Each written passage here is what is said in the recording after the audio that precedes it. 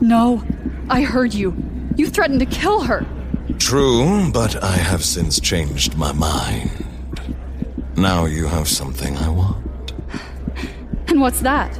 His eyes roamed over me, and as innocent as I was, I had my answer. You? For what? He smiled once more, glancing at the creatures behind him before looking back at me.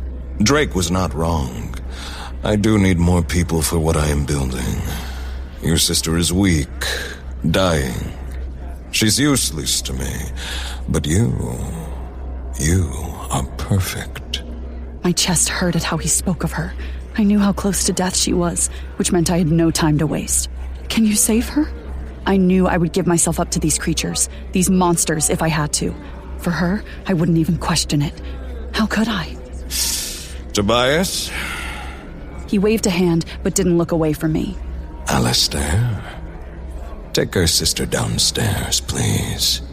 A man emerged from the shadows. The bronze of his clothes cast a beautiful glow to his dark, rich skin.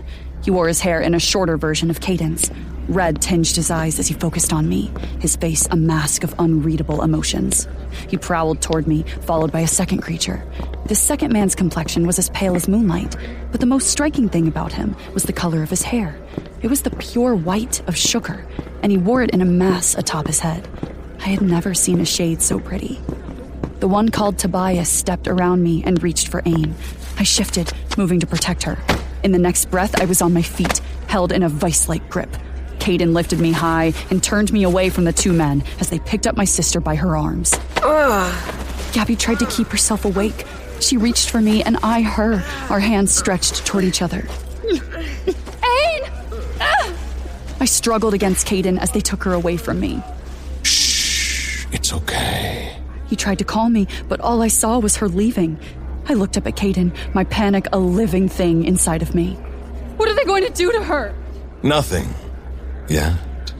I struggled harder in his grip, but only managed to bruise my arms more. He was strong, too strong, but I should have known by the red glow of his eyes that I was dealing with something else. You liar! You said you'd help her! And I will. But first, I must ensure this works. Otherwise, there is no point. Ensure what works? You will have to want it. Caden smiled once more and shifted his hold. He held me easily with one hand and brought his wrist to his mouth. I watched in horror as fangs like a sand viper descended. The sharp tips pressed into his skin and I grimaced. He held his hand above my face, blood, darker than I had ever seen, falling toward me. I turned away, but he grabbed the back of my head, keeping me still.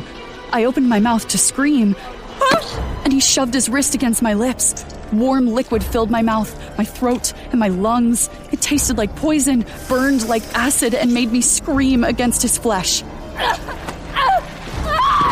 More and more spilled down my throat as I thrashed. The harder I struggled, the brighter his eyes glowed. He leaned closer, resting his head against mine as he fed me. My stomach rolled, the blood making me want to vomit. Shh. Think of your sister. How much you want her to live. How much you need her to live. I stopped thrashing, stopped struggling, and he leaned back. He knew my weakness. He had already figured out what it would take to control me. I wanted Ain to live.